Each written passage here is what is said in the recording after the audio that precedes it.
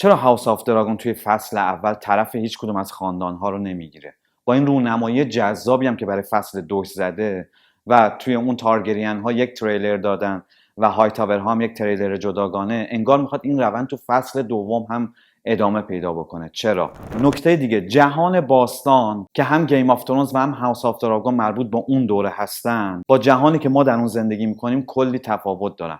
انقدر این تفاوت اساسی و ریشه‌ایه که انگار مردم اون دوره با اون شکل از زندگی که داشتن کلا مال یک جهان دیگن. برای همین برای درک اون نیاز به یک اطلاعات اساسی داریم. توی این ویدیو با من همراه باشید تا هم در مورد این قضیه حرف بزنم و هم به قسمت اول فصل دوم هاوس آف دراگون بپردازم. سلام به سینمازیز، خوش اومدین. قسمت اول فصل دوم هاوس آف دراگون زمین تا آسمون با قسمت‌های فصل اول فرق داشت. دوباره داره خاطره خوش گیم آف ترونز با این قسمت تداعی میشه. یه قسمت قوی که با اون تیتراژ نوآورانه‌اش داره نشون میده که این سریال میخواد رو پای خودش وایسته و ارزش‌های خاص خودش رو رقم بزنه. من یه ویدیو چند وقت پیش منتشر کردم که توی اون به نقدهای مثبت و منفی که منتقدهای سرشناس جهانی به فصل اول این سریال زدم پرداختم. لینکش این بالا هست، میتونید برید تماشا بکنید. بیشتر نقدهای منفی حول داستان تکراری و پیشبینی پذیرش و عدم نوآوری این سریال بود.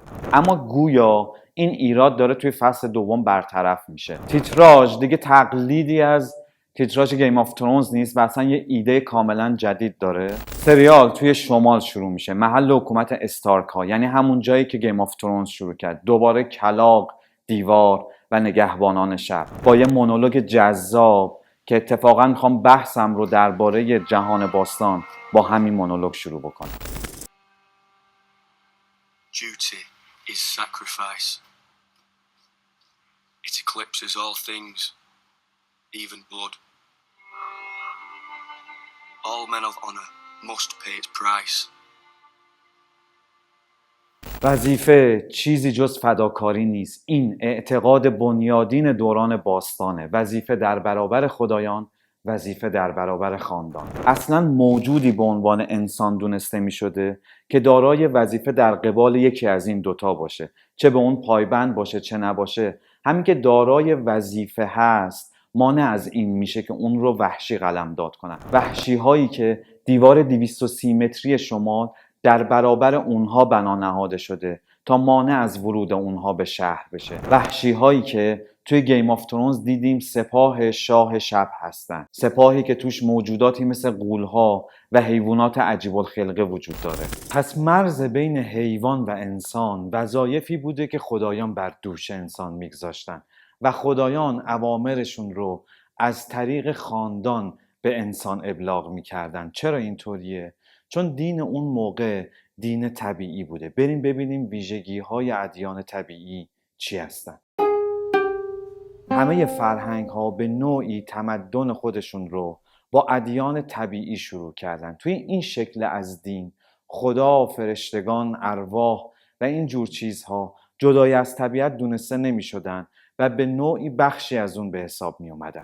چند خدایی وجود داشته و هر کدوم از این خدایان نماینده نیروی از نیروهای طبیعت بودن و طبیعت هم که همواره در حال نزاع، آشوب و بی‌نظمیه و این پدیده ها برای ذهن ساده انسان باستانی هضم ناشدنی بودن، دین طبیعی این پدیده ها رو نسبت میداده به نزاع بین خداوندان. در نتیجه خدایان کارهاشون رو به واسطه همین طبیعت انجام میدادن، با طبیعت پاداش میدادن و با بلایای طبیعی کیفر میکردن. توی این دین به هیچ وجه مفهوم برابری وجود نداره، پر از نابرابری و سلسله مراتب. همونطور که توی طبیعت شیر از گرگ و گرگ هم از گوسفند برتره، در بین انسان ها هم این که در چه خاندانی متولد بشن و در اون خاندان چه جایگاهی دارن، جای اونها رو در اون سلسله مراتب طبیعی تعیین میکرده و وظایف خاصی بر دوش اونها میگذاشته. و نکته جالب این که استعفا از این وظایف ممکن نیست. دین طبیعی بر آیین اجداد پرستی استواره. توی هر خونه محرابی هست و توی هر محراب به یاد نیاکان مرده آتشی روشن. این آتش باید همواره روشن نگه داشته بشه، چرا که اگر خاموش بشه به جزای این بدآیینی نیاکان با نفرین خودشون برمیگردن. اگه دقت کنین توی قسمت اول هم آلیسند به معبدی میره که پر از آتش‌های روشنه و به نیت پسر مرده رنیرا یک شمع روشن میکنه. کلاً خاندان در جهان باستان خیلی مهمه. وظایف بر اساس جایگاه فرد در این خاندان مشخص میشه. هرچه جایگاه بالاتر وظیفه بیشتر. مثلا مسن‌ترین فرد مذکر خانواده به عنوان خدای در آستانه اون خاندان به حساب میاد که بزرگترین وظیفه یعنی رهبری، مدیریت و حفظ خاندان بر عهده اونه. جایگاهی که بعد از اون به بزرگترین پسرش میرسه. یعنی تولد تو وظیفه‌ای رو مشخص میکنه که خدایان بر دوش تو گذاشتن. برای همینه که توی فصل اول رنیرای 16 ساله باور نمیکنه مردم اجازه بدن که یک زن بر تخت آهنین بشینه. چرا؟ چون در سلسله مراتب طبیعی زن از پسران خودش جایگاه پایینتری داره. کسی که از خاندان رو برگردونه یا به وظیفه‌ای که خاندان بر دوش اون گذاشته تن نده، از خاندان طرد خواهد شد و دیگه فرقی با حیوان نداره. چرا؟ چون مورد نفرین نیاکانش قرار گرفته و از طرف دیگه انسان‌ها به واسطه نیاکانشون به خدایان وصل میشن و کسی که خدایان دیگه به اون توجهی ندارن جایگاهی دیگه در شهر نداره و باید بیرون شهر مثل یک حیوان زندگی بکنه و برای همینه که مجازات مرگ یا اعدام گاهی مجازاتی سبکتر از تبعید به حساب می اومده.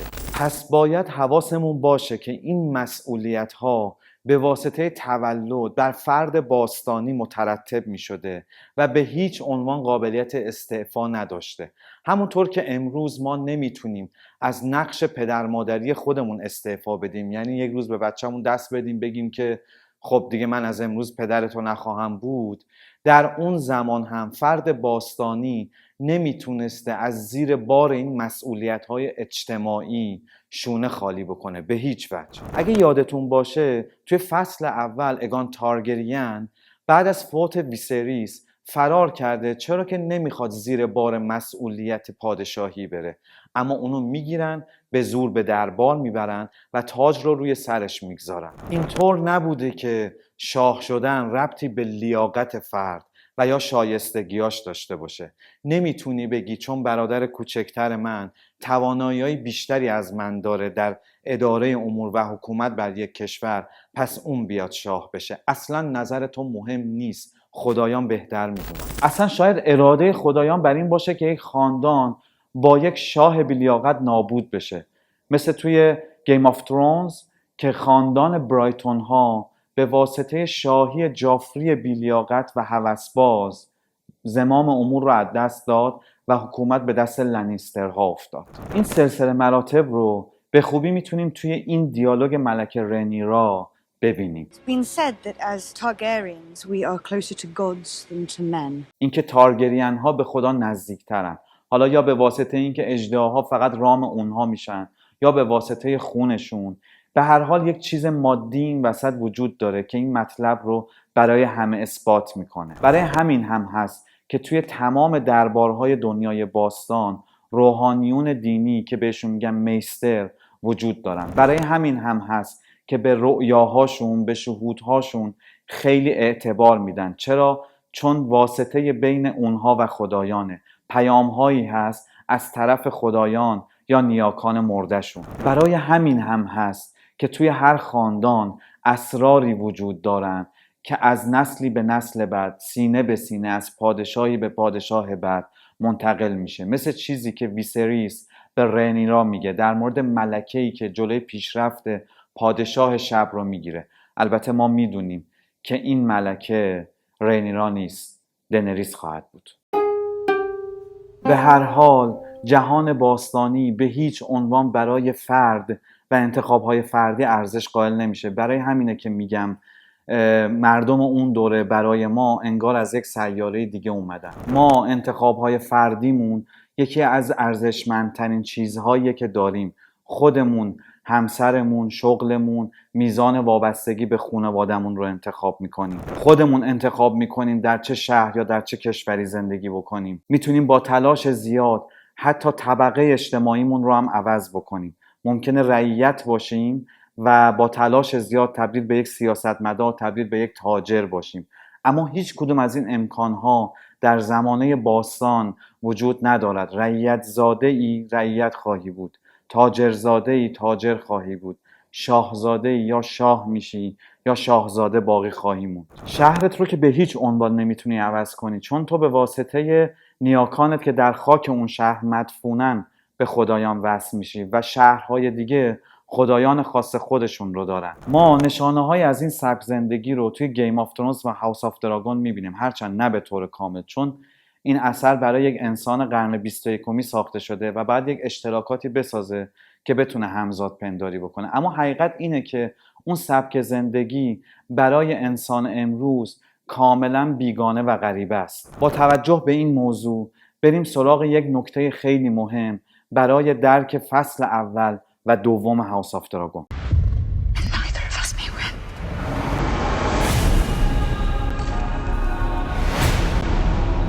ببینین وقتی میگم هر خاندان خدایان مخصوص به خودش رو داره، یعنی این که به واسطه اینکه نیاکانشون با هم دیگه فرق میکنن، رسم و رسومشون هم با هم متفاوته.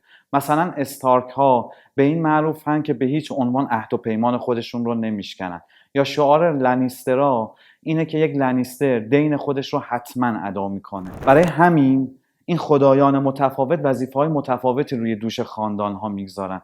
پس نزاع بین خاندان ها بر سر وظیفه‌های متعارضه، نه نزاع بین حق و باطل. توی هاوس آف دراگون کشمکش اصلی بر سر دو وظیفه از دو خاندان متفاوته.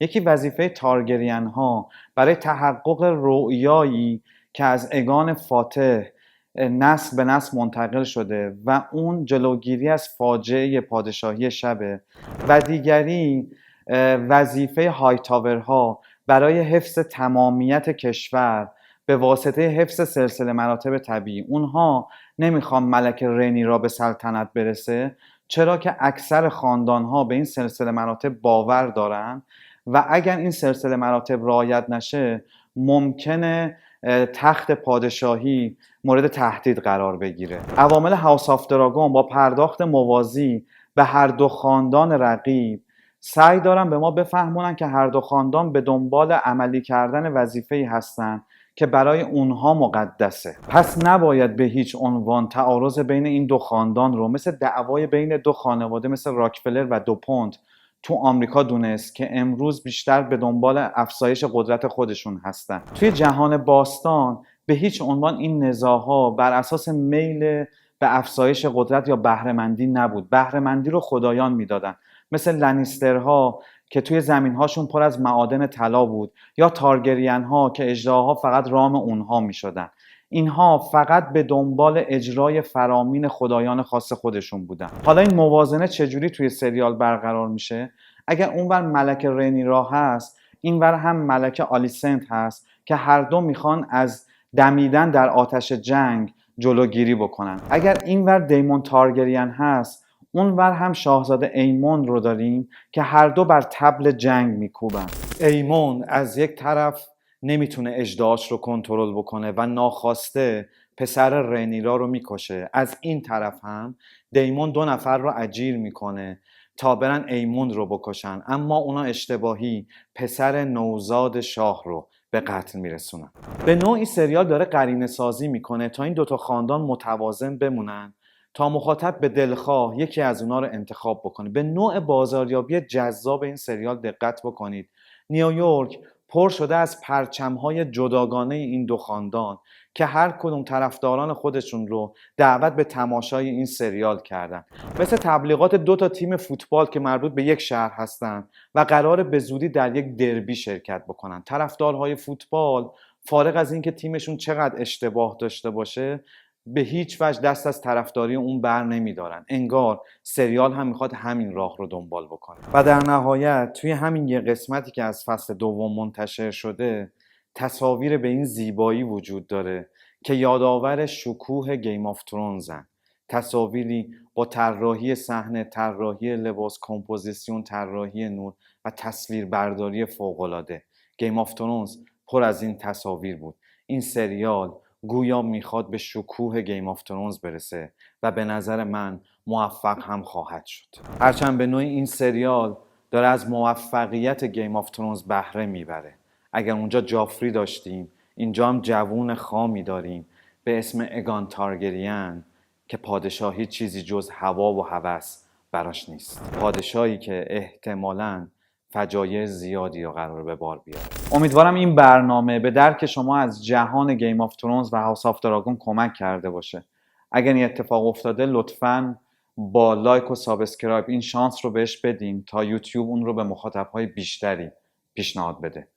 فعلا